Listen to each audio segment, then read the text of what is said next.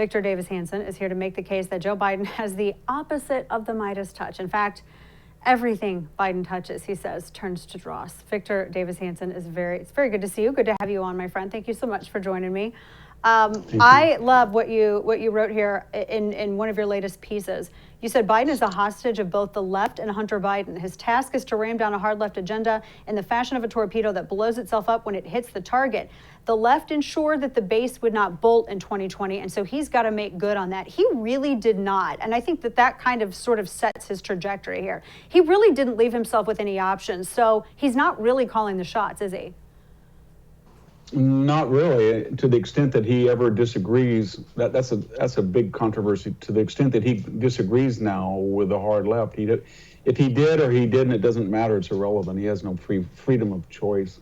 He made a Faustian bargain with him, and it's basically, I'll give you a veneer of moderation and acceptability. I'm the non-tweeting guy, and then I'll usher in your agenda. But there is some little bit of psychological payback. I think he felt he was the underling of Obama and was deprecated or condescendingly treated. And now he's going to be the real progressive president that got through all of the failed Obama policy agendas. Yeah, I think you hit on something there, because I get the impression from him that he sort of views himself as this like second coming of FDR in a way. He was the one that really had the economic, the know-how, the knowledge, the foreign policy experience, and he played second fiddle to Barack Obama. Now he's got to break away. But I mean, I don't know if I've ever seen everything turn out as disaster. I don't think he's had a success. He hasn't had a success at all. And it's kind of shocking to see him do the absolute opposite to what common sense would dictate.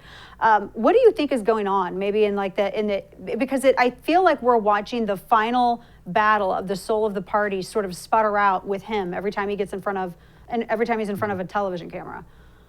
Yeah, I think he and the left thought that whatever Trump did, they were going to undo, and they didn't realize that they have to make a critique of what Trump did. So on economic policy, we had growth and low unemployment, no inflation as we do now. On the border, we had a secure border. We had none of the problems we had now. Same thing with the foreign policy. The Abrams Accord was so much better in the Middle East than what we're seeing.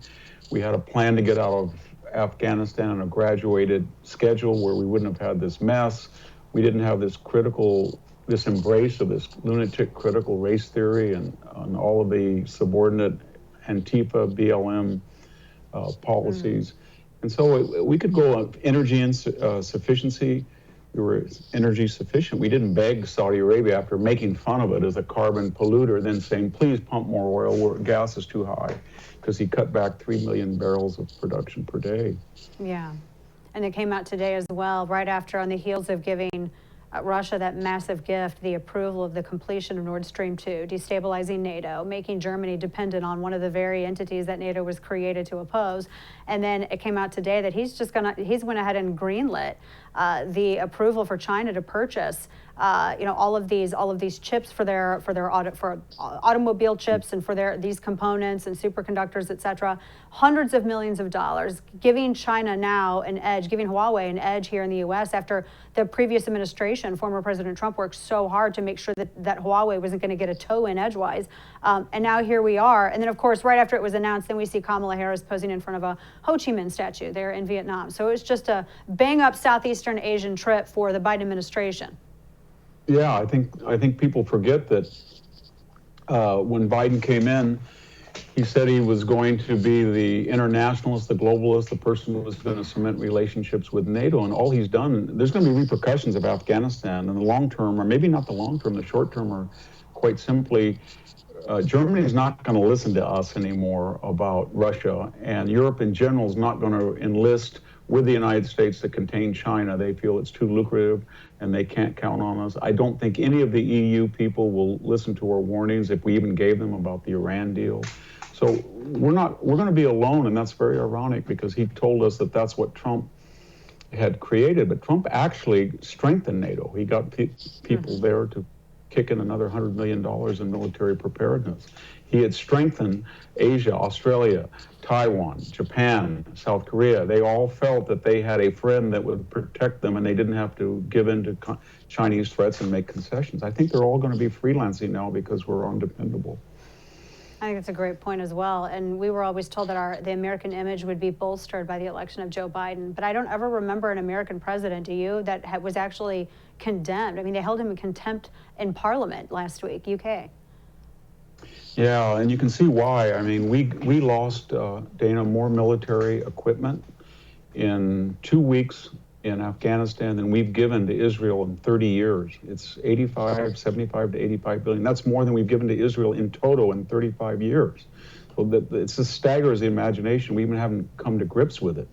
And we've never before surrendered basically to a thuggish regime and then begged them to let us leave the battlefield while they are obstructing us and saying, get out, but we're not going to let you get out, so we're going to have to negotiate about this so-called timeline. There is no timeline in Afghanistan. There's only one timeline. It's at what point can we get all of our people out safely and our dependents so we don't end up for the next year with 1,000 Bo Bergdahl scenarios. And that's all that matters. He can call it any date, any name he wants, but we will not be free of Afghanistan until we have people that they can't home that they will not leverage. You know what's going to happen. As soon as the military's out, they're going to play nice and say they're reformed. As soon as the military's out, they're going to start taking care of business with dependents. They're going to kill them. They're going to hang them. They're going to torture them. And then they're going to go after Americans who are all over that country. One of the ironies, Dana, have you noticed that he only talks about how many people we got out? He never tells us how many are there or left. It's like, I look at this situation as, from a civilian perspective, and I say, if I were going to try to undercut the United States and destabilize NATO and really just create another black spot in the Middle East from which we have no eyes or ears on the ground, we're not going to be able to anticipate or prepare for anything. These are the exact steps that I take. And I'm leaning towards Occam's razor on this because I haven't found any other good substitute explanation, and heaven knows that the administration hasn't given one. I'll get your final thoughts on this.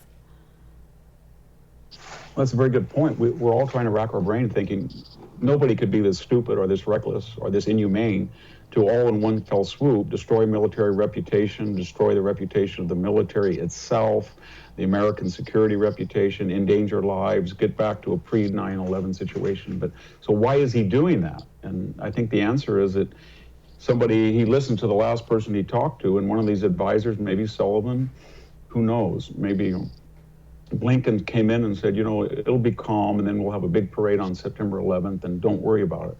That's all I can come up with because it's so absurd that it doesn't make any sense. I think Americans were not angry as they're getting because at first they were bewildered.